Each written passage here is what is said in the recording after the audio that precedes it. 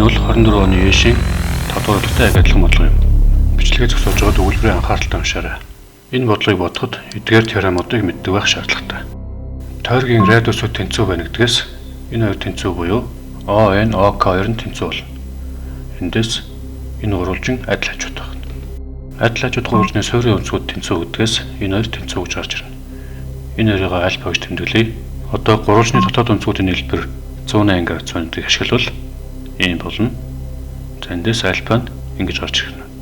Тойргийн шүргэгч шүргэлтийн цэг татсан радиус хоёр хоорондоо 90 градус өнцөг үүснэ гэдгээс энэ 90 градус болно. Эндээс бидний олох x өнцөг маань ингэж гарч ирнэ.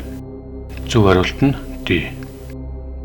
За энэ бодлогыг бодоход өнцөг, тойрог, радиус, шүргэгч, огтлогч, адил хажууд гурвалжин гих мэтлэн тодорхойлолтуудыг яг цав мэддэг байхаас гадна шугамдагчдад бодож чаддаг чадвартай байх ёстой. I математикийн систем дээр эдгээр мэдлгүүд бүгд ихнээс зэгцтэйгээр байгаа шүү.